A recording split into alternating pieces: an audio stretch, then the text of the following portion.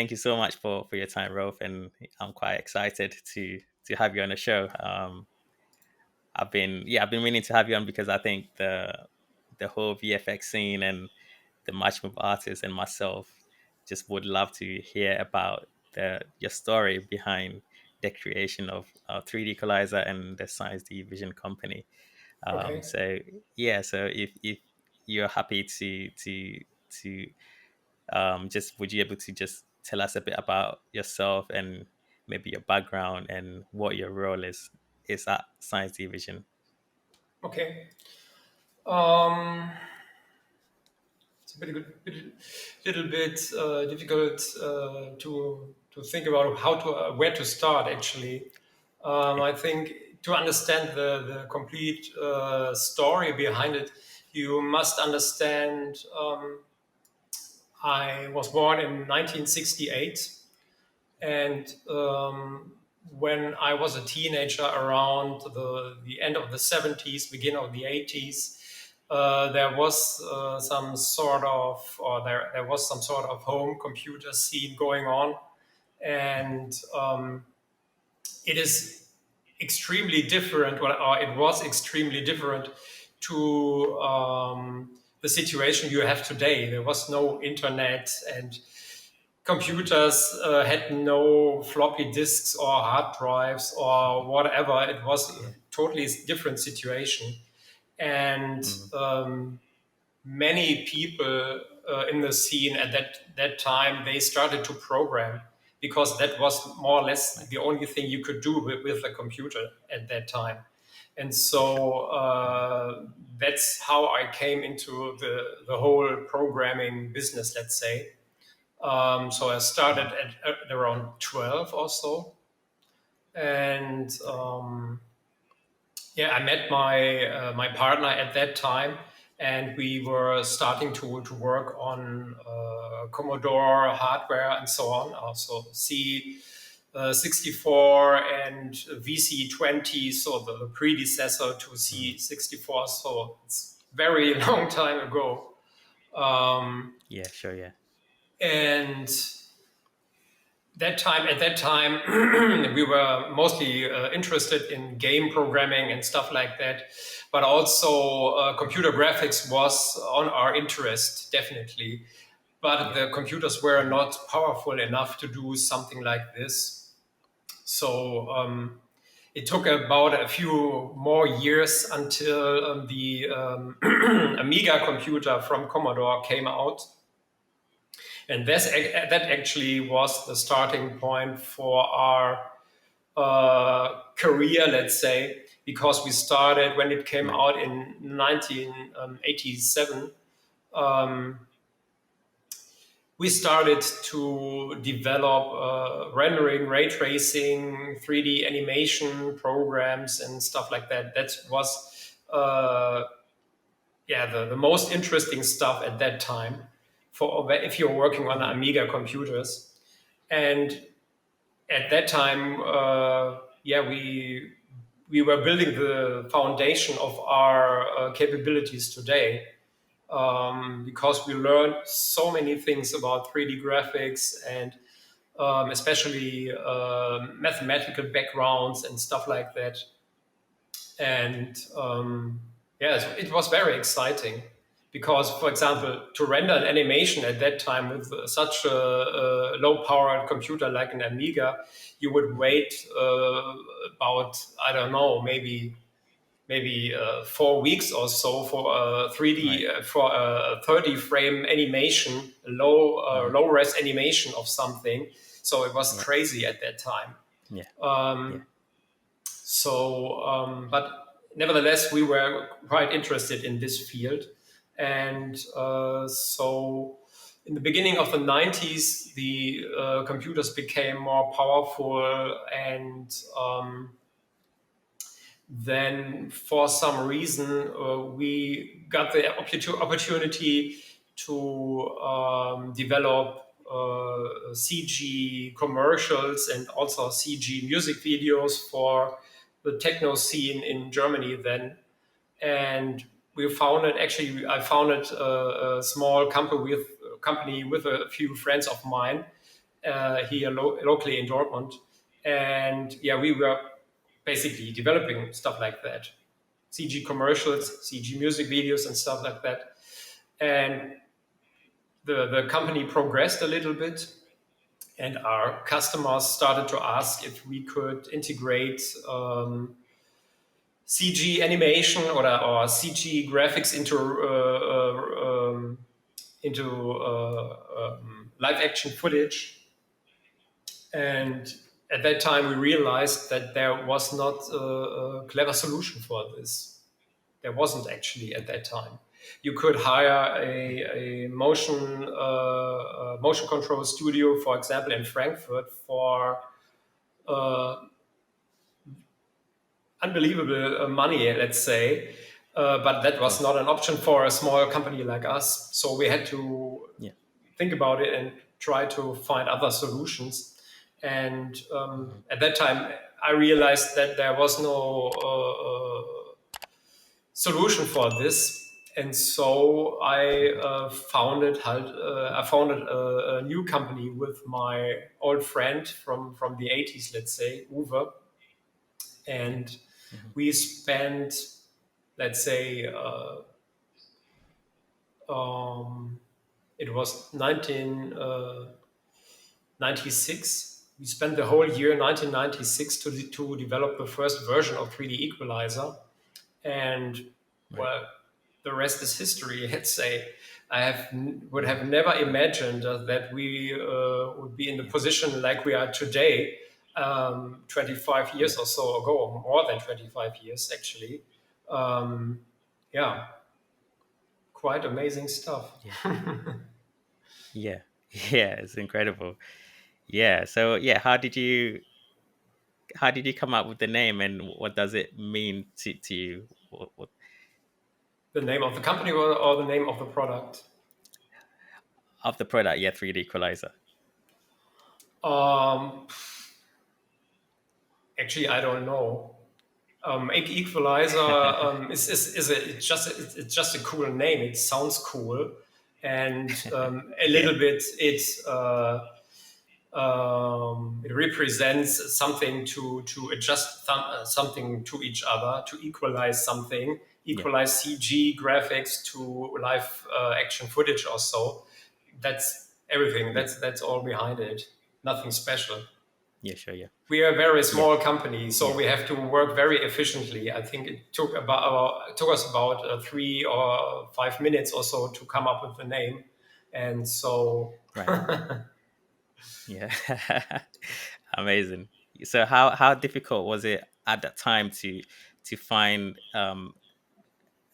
like a team to join you to create the software? So I'd be the coding and the infrastructure behind it. So because initially it was just you two, and then I guess you had to find a number of programmers or coders to join you. Was that easy at that time? it was very easy because we didn't do it. We did not Right. search for any programmers or so. We have Uwe and I. We have developed 3D Equalizer to this day. We Mhm. are the core developers of 3D Equalizer. Of course, Right. now Okay. we have some support from other people here and there. But Uwe and I, we are the Hmm. core developers of 3D Equalizer. And if you are familiar with the software development, then you know that getting more people involved in a software development project is not Hmm. always a good idea, let's say. It is good to have a small team because there's always you lose very much you lose efficiency if you have a lot of people working on the same thing, let's say. So Okay. that is also some of the reasons why our company structure is still quite small because Okay. we are yeah, efficiency is very important for us. We Hmm. have Okay. we have been profitable from right from the start, not 1996, but 1997 was actually the first year we came out with 3D Equalizer, and starting from that year, our company has been profitable. until today. Of course, yeah. So Okay, yeah. that was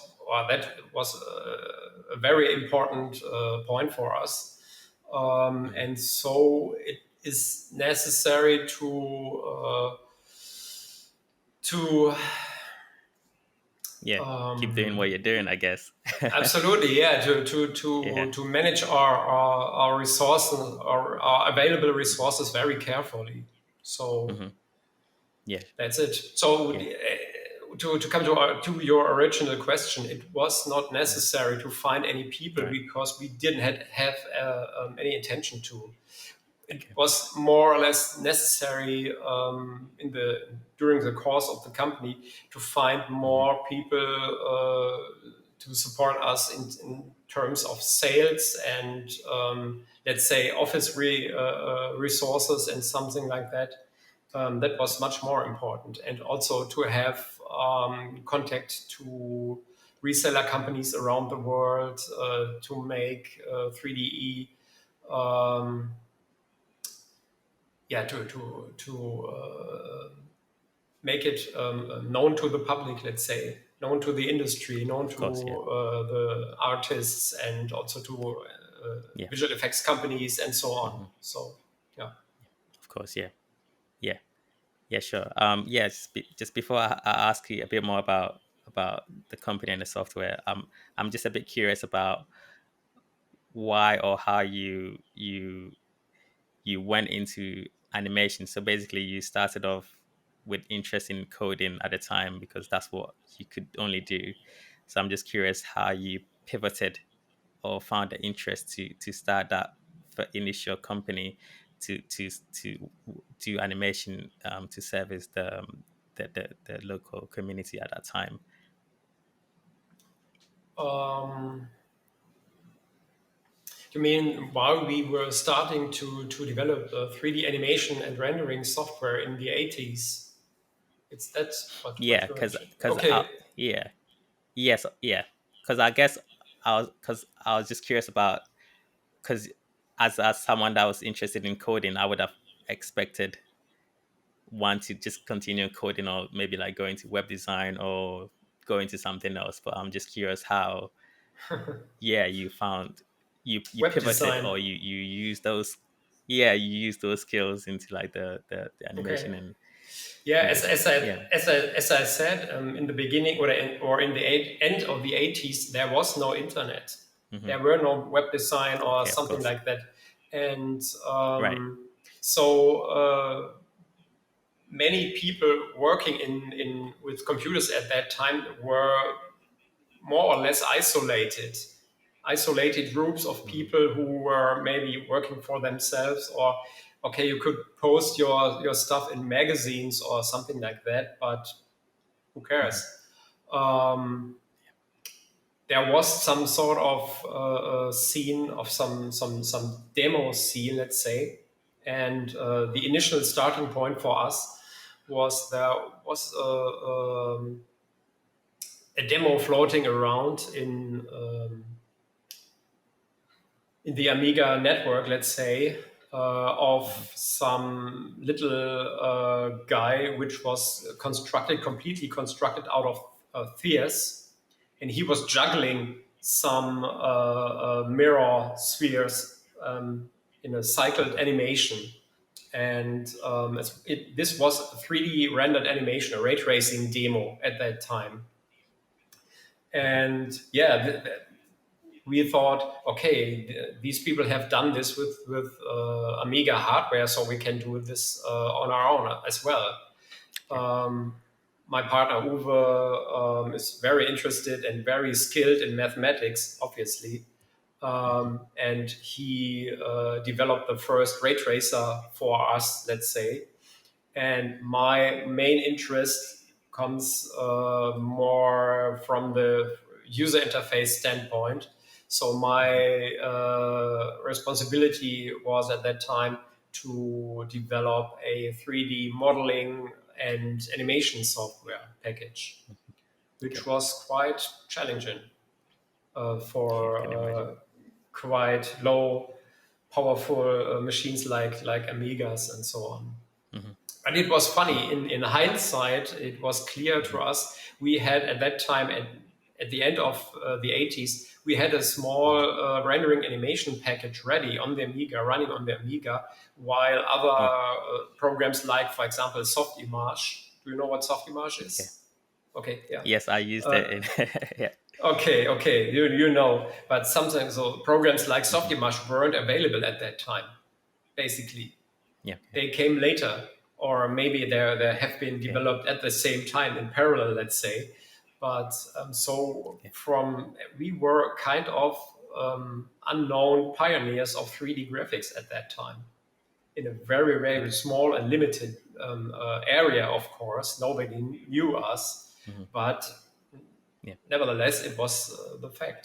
It's a Yeah. fact, and we learned a lot of Yeah. our Sure. skills which we are using today during that time, actually. Yeah. Okay. Yeah. So fast forward, and you had a working software, 3DEqualizer. You had a name for it. So then, did you go back to the clients that initially demanded it, or also how did you then end up convincing the studios at the time to use it? Yeah, that's that was quite surprising to us because we thought originally we had developed a 3D equalizer because we couldn't afford these expensive motion control studios. And we thought, Okay. okay, some other, let's say, relatively small visual effects companies like us, they would be interested in 3D equalizer. But actually, that was not the case. Right. Nobody of the small companies were interested in 3D equalizer simply because they Hmm. didn't have the jobs to do it, and they couldn't imagine Right. that just with the software solution at that time it could be possible to solve some hard match moving problems. No, the point Yeah. was very simple. We went to some trade shows in 1996 to get some contacts to local resellers, and we found a local reseller in Germany, and Yeah. he just established all the contacts to larger German visual effects houses, and from that point on, I think in the following year, in 1997, he made the largest profits of that year with 3D Equalizer. And just to put it Hmm. into perspective, he was also selling, I think, I think he was also selling Softimage in Germany, Right. not Okay. exclusively, but he was selling exclusively 3D equalizer to German customers, and also he Hmm. went to trade shows. I think ABC or IBC. I don't know how it's called in Amsterdam. There's a Okay. I think IBC or so, and Yeah. there, for example, he sold 2 copies of 3D equalizer right away to MPC, for example, at that Right. year, 1997, Hmm. and Okay. so the London community very much knew about 3D Equalizer back then, and Hmm. Okay. one of the best marketing tools you can have is simply word of mouth. If you have a Yeah. Of good course. Yeah. product, and if other people say that this product is working well, then it's the best advertising you can do. Of And course. furthermore, in this year, in 1997, I was traveling. We had a sales agent in the US back then, and I was traveling through the US and visiting some clients at the time. And also for, I don't know how this happened, but we also got the opportunity to show 3D Equalizer to ILM at that time. Hmm. And we were traveling to San Francisco, and we showed 3DE to their match moving team at that time, and I think it were about maybe 10 people or so. And Okay. in hindsight, I know that they were preparing for their the Star Wars movie, The Force Awakens, or something. Okay. I think it was the fourth part, the first new part of Star Wars after the Okay. original trilogy in the 70s, 80s. And Yeah.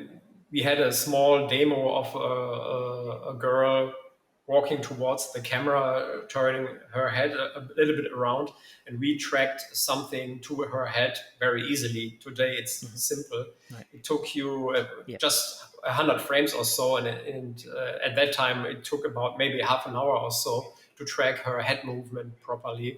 And Right. guys at ILM said at that time, Infi, okay, you can do this in half an hour. It would usually take us 3 weeks or so to do Right. this because they had to do it by hand, Of obviously. course. Yeah. And it was very easy for us to sell something like 3DEqualizer at that time, Yeah. because the demand was so great, and the save of time was so immense for these companies. Yeah. Yeah, so it wasn't really difficult. That's the reason why we Yeah. didn't Okay. have or didn't do much advertising or something like that. We went to a few trade shows for a few years, but then we skipped this as Yeah. well because it's Yeah. such a waste of time and money and energy, Of and course. Yeah. so Yeah. Yeah.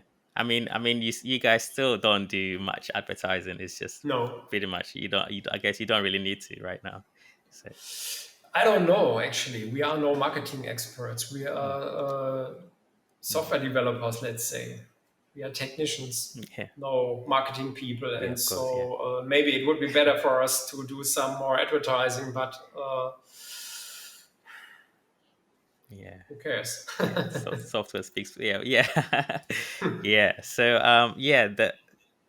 So tools. I'm just curious about how you prioritize the tools over the interface, because my first experience loading up 3D Equalizer I was quite surprised because the interface looked very minimalistic and quite basic. It looks like, compared to the, at the time, I think um, I was transitioning from like PF track to 3D Equalizer, and PF track seemed to be quite clean and quite. It was obviously node based, and the interface was obviously quite different. That 3D Equalizer was very, very different and simple. So, but then of course the tools in 3D Equalizer speak for themselves. They are amazing tools and they do great, and the code and the software behind it is just amazing. So I'm just wondering if there was a decision on both your sides to just keep the interface very really simple and just intuitive, and just focus on the quality of the code and the tools. That's a difficult question. First of all, we do not know the competitive products. I have never seen PF Track Of or course, yeah. used it or something, or Okay. Synthesize or whatever there is. O- Um, Okay, sure. um, phew. It's a tough question Yeah. because Yeah. the design or the state where we are now at with 3DE just evolved out of the 90s. You must understand. Yeah. When we started Yeah, of course, yeah. with the first version of 3DE, there was only one Mhm. sequence and only one point group or so. I don't know if we were Mhm. able, with the first version of 3DE, to track object point groups and cameras at the same time. I'm not 100% Mhm. sure. Then it evolved into having multiple sequences, multiple point groups with version 2 or version 3. And during the development, we received more and more user input, obviously, of course. And we always tried to integrate this into 3DE, and also it is our goal to make 3D as flexible as possible. So therefore, you have different editors you can attach into the interface and so on. So I don't think so that it's so that 3D interface is so basic or so minimalistic. Maybe okay, you can Right. just open a window with no other content in it, just with the main window and no editors or so. But well, even through the whole scripting thing, it is possible to extend the user interface greatly. For example, I don't know if you have recently or if you have already used the automation editor.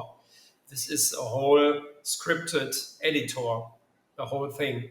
And so I think that makes 3DE very powerful, because even users could do this. It's not Of course. that we are forced to do this, but users can extend the functionality of 3DE if there are if the user has some decent coding capabilities.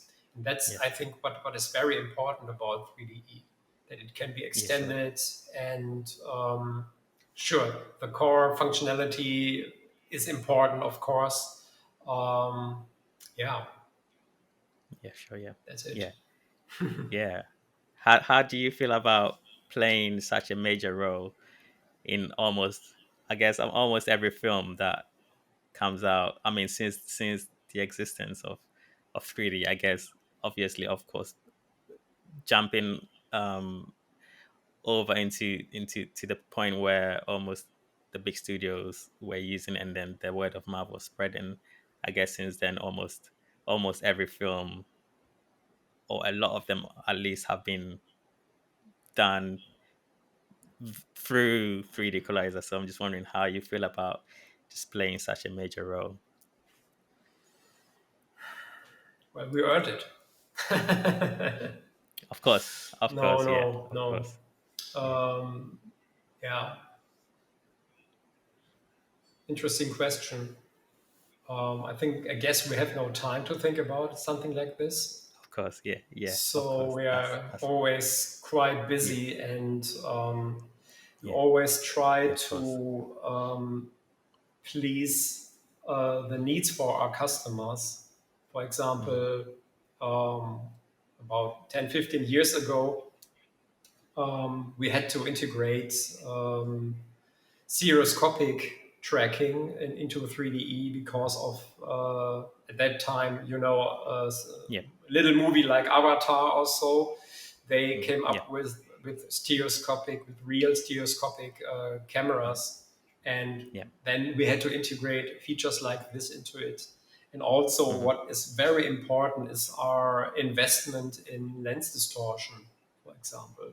okay, That is some underestimated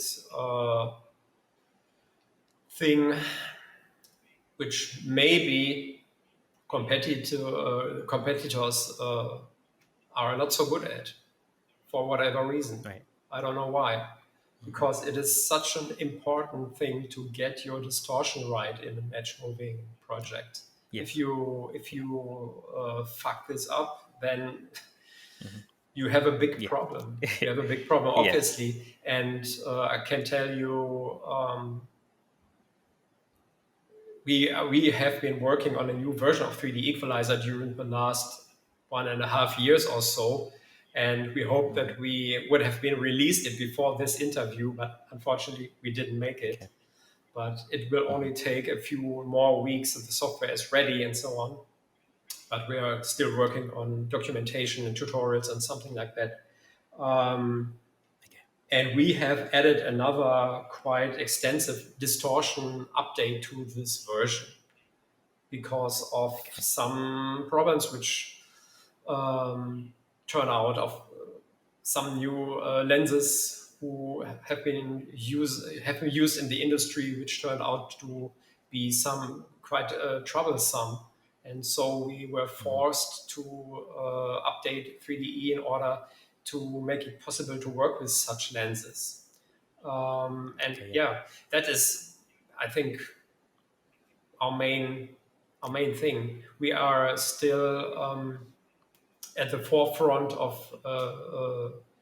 visual effects production, and we are in contact with our long time clients, like bigger clients, of course, Hmm. who suffer from something from these problems, and Okay. so that is the most important work we do, not inventing or thinking about some problems, some theoretical problems or so, which could be Hmm. solved. But we are listening to people, we are listening to the clients, and we try Hmm. to address real problems Hmm. which are troubling the industry. For example, lens Okay. distortion or something like stereoscopic or Yeah. or rotomation. Object tracking is, of course, still a Hmm. problem. Yeah. So yeah, Yeah. actually, it is nice to know that we are still being used like crazy in the industry. And as I said before, Yeah. when we started the whole thing, we thought maybe, have I told this? I don't know. When we started the business, we were thinking about maybe, okay, it will take 5 years or so, then there will be competitors which are much better than Hmm. we are and so on, but it hasn't happened today. Hmm. We have seen a lot of Yep. Yep. competitors come and go, and so we are still here. Of course. Yeah. Sure. Yeah. Yeah. It's great. Yeah. So I'm just wondering what you think the future for match moving and motion tracking within 3D equalizer is. Just basically, of course, considering the computational improvement of like our machines and artificial intelligence. Do you think our current methodology of match moving or motion tracking will be eventually be reduced with more maybe AI computed solving? Sure, that will happen Right. sooner or later. Right. Um, Okay.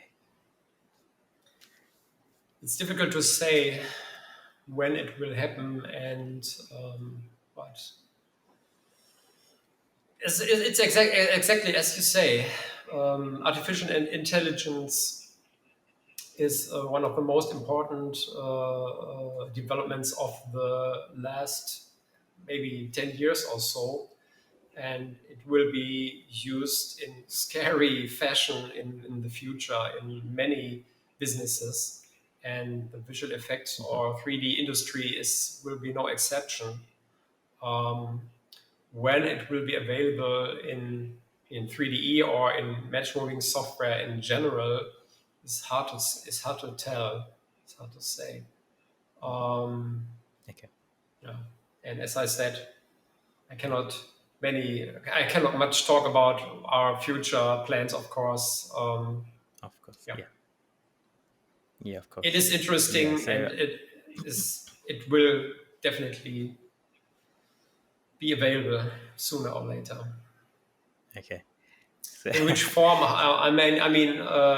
If there will be completely automatic match moving mm, programs where, let's say, a compositor just imports a shot and maybe marks some areas mhm, of the footage with some objects who should be tracked in which should be mhm, tracked in 3D, and also camera that the camera should be tracked in this whole shot, for example.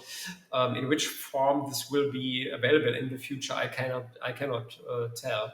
Maybe Of course. also what could happen is what could happen is that some features of 3D tracking softwares will be improved by artificial intelligence. For example, you could think about the simple 2D tracking process, that this Hmm. one could be improved by artificial intelligence, so that you just hit on a feature regardless from what it is, even Hmm. corners. I mean, you know by yourself that often it is very interesting to track some certain corners of objects, but unfortunately it's hard to track them if you have some background shifting around and so on. But such situations could be improved by artificial intelligence, for example. Hmm. Yeah. And yeah, Yeah. until Do, a do, do, point until a yeah. point where you have some magic black box solution which in which you just feed in a shot, and on the other side there comes out a 3D model and animated perfectly tracked 3D camera and Yeah. also perfectly tracked 3D objects. Yeah. Yeah. Probably this will happen someday, but not in the near Okay. future, I think. Okay. All right. So okay. So I guess yeah, we still have our jobs then for some time as match I, move th- artists for now. I think so. Yes. Yeah. Yeah, great. So yeah, which I'm curious to know which other industries other than the VFX industry find 3D as a valuable tool, and what their common use cases might be. You mean for 3D equalizer? Yeah, I guess outside of VFX, do you have any other clients in a different industries that possibly use it for something other than animation and VFX? Yes, we have actually. Um, um, Quite unspectacular companies. They analyze some. There are companies who analyze accidents, car accidents, and stuff like that, and they have to reconstruct locations and something like that. And Hmm. surprisingly, they do this with 3D equalizer. What exactly they do with it, I don't know. I think, Hmm. oh yeah, I think they have to analyze dash cam videos of cars Okay. right before an accident or something. And I think that they analyze this kind of footage with 3D. Hmm. Yeah. Okay. Yeah. But Okay. beside from that, we do not have any other, let's say, other clients, no military stuff Okay. or something.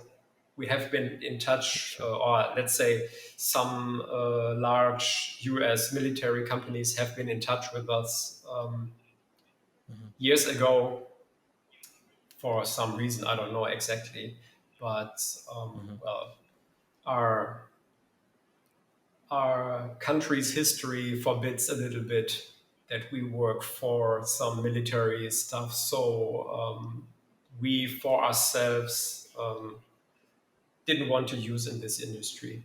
So we declined. Of course. Yeah. Okay. Yeah. Sure. Okay. Do you find that bringing up new tools, or like up? Okay, I've got two questions. I, g- Hmm.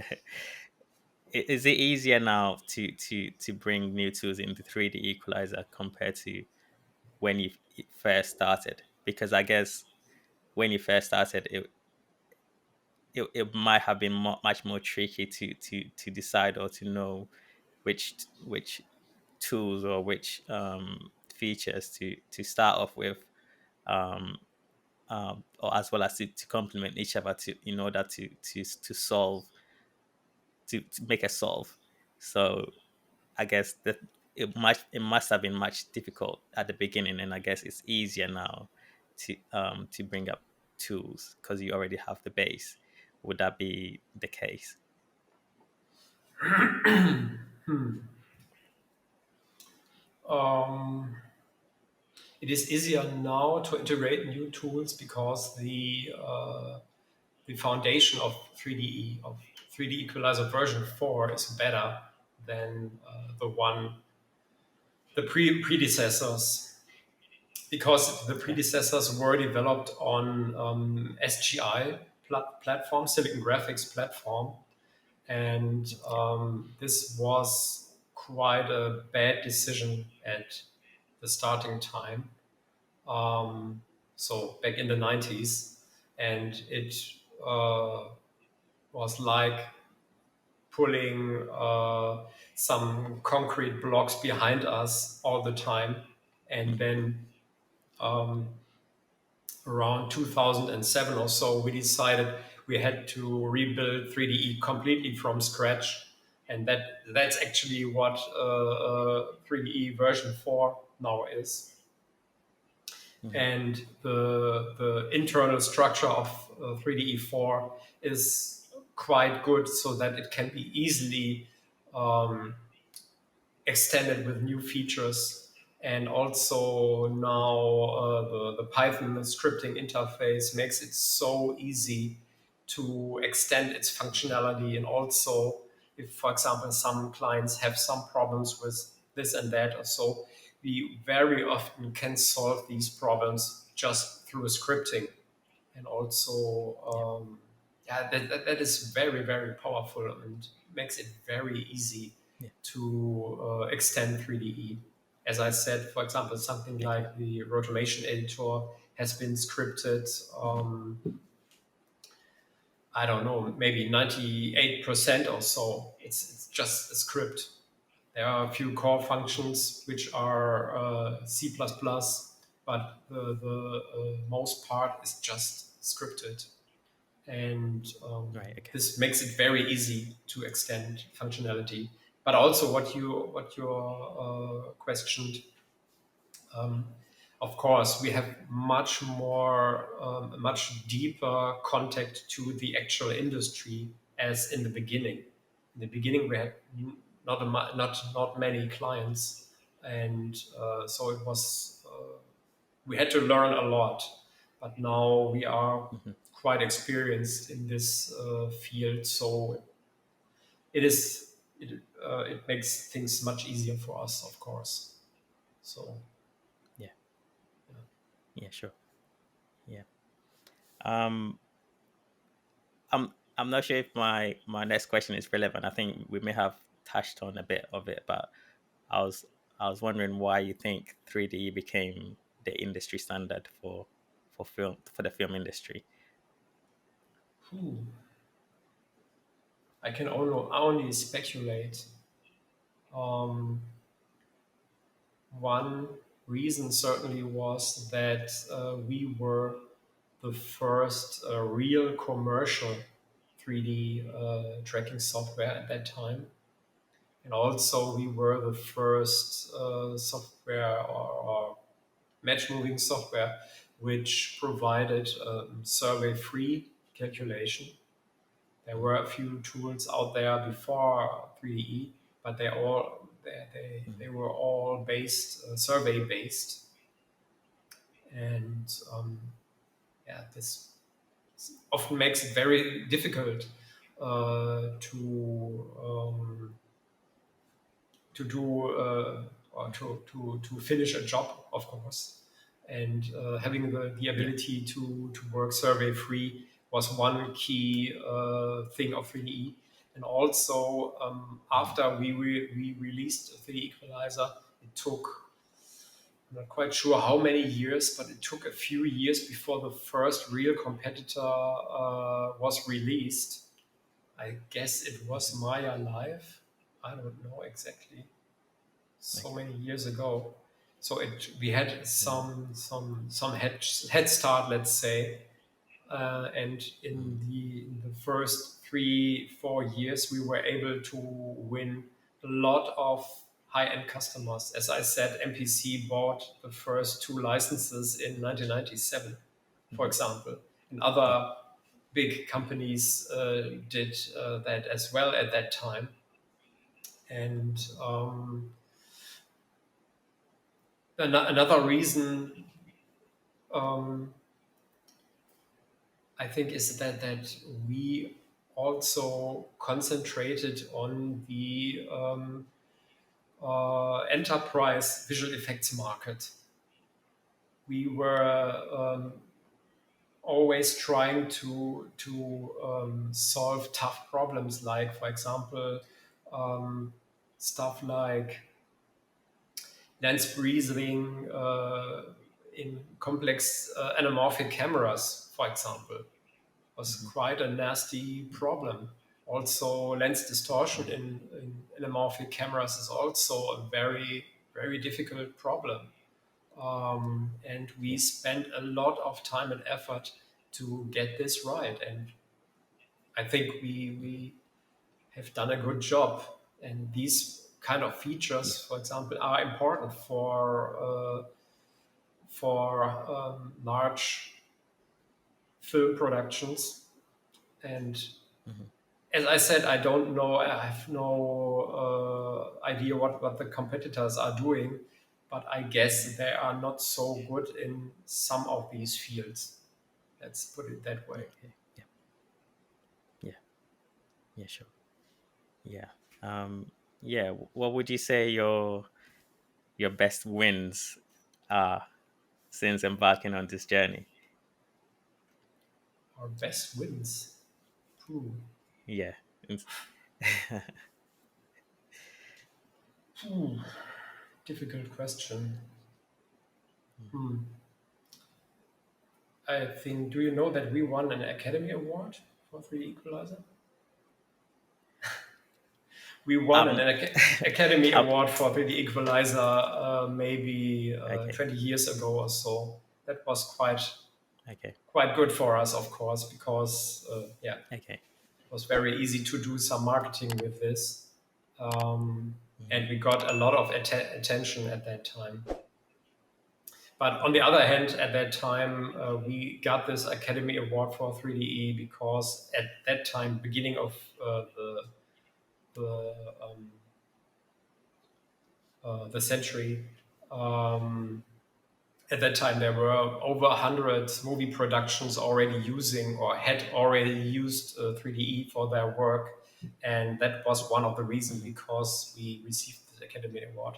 And at that time, for example, the Lord of the Rings trilogy came or was uh, in cinema, and they Weta, for example, used 3DE exclusively for their project at that time, which was great, of course, for us. And Mhm. well, maybe the Academy Award, but I have Yeah. no.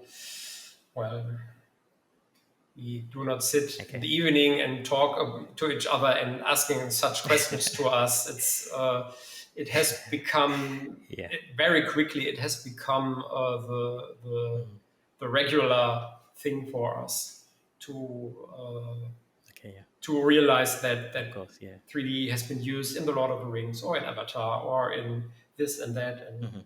Harry Potter Yeah. franchise, whatever, in Mhm. anything. Actually, it is. Mhm. It is. I think Mhm. it is true. If you go to the cinema and watch some movie, doesn't matter. If there's a little bit visual effects in it, then with a very high probability, 3DE has been used in it. And also, Mhm. this is true for TV shows you can watch on the regular streaming networks, let's say. So it is what it is. Mhm. Yeah. Sure. Yeah. Yeah.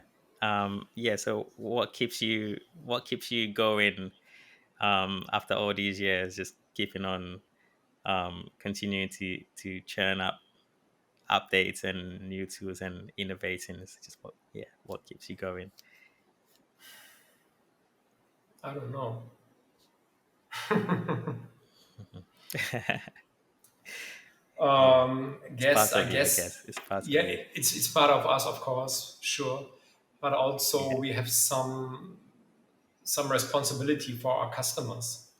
We have Okay, many cool. customers, long-time customers, who have invested a lot of money in our product, and they are relying Hmm. on 3DE, that they can do their jobs with it in the future as well. For example, now it was quite important to get out some new lens distortion update, because there are new lenses out there Hmm. which are difficult, let's say. That is some Hmm. sort of service we do to our existing customers. And Hmm. also, I still think that we should add more features in terms of object tracking, because it is still a difficult thing. I was talking to some old friends some time ago, and they said camera tracking is not a problem anymore. They push Hmm. through hundreds, thousands of shots each year, and that is not an issue. Yeah, The biggest issues today are object tracks, tracking of okay. characters, rotomation, and stuff like that. That um, is something we have Yeah, to, probably we still have to improve in 3DE. And so, yeah. yeah, we care about the clients, of Mm. course, but also we care about the artists. We don't want our artists, or the artists who are using 3D equalizer, to suffer unnecessarily. So I think Yeah, that's one of the things which keeps us working in the field. yeah, yeah. I mean, with rigid objects, I think it does it really well. I mean, for me at least, I find I always get the solution I want with object tracking, or um at least get like a 90% good solve to then take it into Maya to do the extra counter animation or corrections. But yeah, I mean, yeah, for rigid objects, I think it works great. Just rotation, that is I wouldn't have imagined that to be an option or a feature to aid us in 3D equalizer, because you have people moving in. I would have expected that to be a manual job with using a rig, of course. So, but then again, yeah, I mean, of course, sometimes we use the object tracking tools to get a base to then help the rotamation artist in Maya. So I guess, yeah, if you guys have more solutions, then of course we we would welcome them for sure. Yeah, that's great. Um, yeah. So yeah, what should the VFX industry look forward to from your team? Our team, oh, I cannot talk From about you, yeah. this. Okay, yeah, sure, of course. Yeah, sure, yeah, yeah. Okay, right. Well, Rolf, yeah, I think yeah, I've asked you pretty much quite a lot, and you've been very kind and great with your responses, and I think myself and the audiences and the whole VFX industry will be quite grateful to listen and watch this, and to learn more about how it all started, and how you keep innovating and keep bringing new tools to the whole community. So on behalf of everyone, I'm very grateful for your time, and thank you so much for sharing. Thanks a lot for inviting me to your show.